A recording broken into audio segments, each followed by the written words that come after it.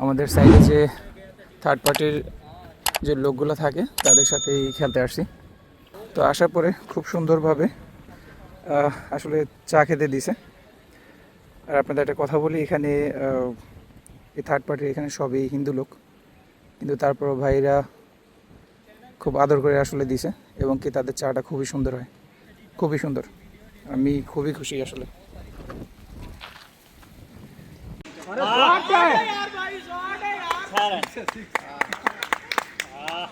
58 और 6 जोड़ लो 64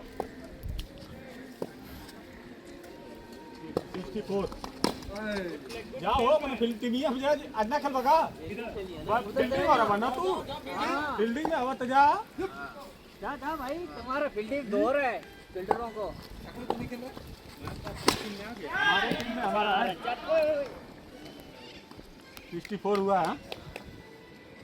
अच्छा बन गया लाने से ना रहा तो एक मतलब 18 को दे देगा जब देवे कर दे पॉइंट क्यों आई थी हां तो देवे कर तो फिर काहे के बोल गए जब खेले तो ओके